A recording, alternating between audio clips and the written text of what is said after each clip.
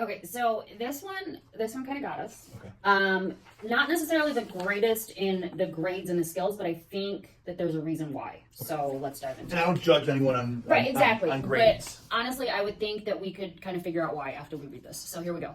Okay. My muscles tighten, and when I open my eyes, all I can see is blurry, clouded movements with reflections of light, and I can't breathe.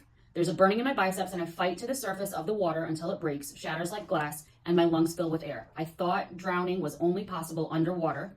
Then I experienced it when my father overdosed in 2022. I realized that sometimes, even above water, you can feel yourself drowning. It happened again recently this winter when my mother succumbed to cancer. Now, both parents are gone, leaving me stunned and frantic for air. I crave that same feeling of relief when the air finally filled my lungs that day in the pool.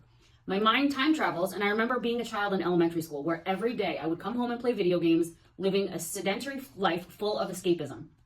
One day, I woke up and I was overweight, 260 pounds, depressed, and skipping school to evade my problems. I remember thinking that this was the hardest moment I could ever face in life. Little did I know that journey was just the beginning to years of obstacles and, in turn, resilience. In October of 2020, I embarked on a journey with my mother to Salem, Massachusetts. It was there I discovered how exhilarating life could be when present, that being someone in the real world was infinitely more fulfilling than being a virtual character. I chose to change my life, to embark on the goal to lose 80 pounds in 6 months, and to refocus my academics, harnessing the power of hard work. Determined to address all the areas of my life where I deemed myself insufficient meant tackling my inability to swim. I set the goal to become a lifeguard by the summer and signed up for a pool membership. Splashing and wrestling with my body in the water, I struggled with myself mentally. I was defeated, pessimistic, hopeless, and panicked. There were days I plunged empty-hearted into the frigid water and couldn't distinguish between the water and my tears as I attempted to tread water and fought for what I felt like my life. The days and tears accumulated, but the negative thoughts dissipated. I maintained discipline, resilience, and my unwavering efforts helped me to improve and grow beyond measures I could imagine. By July, after a grueling 9 months of swimming every day, I was hired as a lifeguard by the town of Hempstead.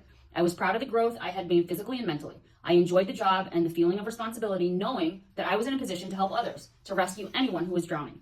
It was from that fateful day in October that I embarked on a journey that would allow me to develop my skills and strength to rescue myself from drowning. I didn't have the foresight at the time, but I see now how facing adversity and overcoming it prepared me for the tragic events in my life that were to come. I am stronger now, present and appreciative of the moments and the people around me. I know with certainty that hard work and discipline will bring me closer to the moment where I'm above water again and eventually lead me to the day where I'm floating and gliding around through the water and the obstacles that I face. Wow.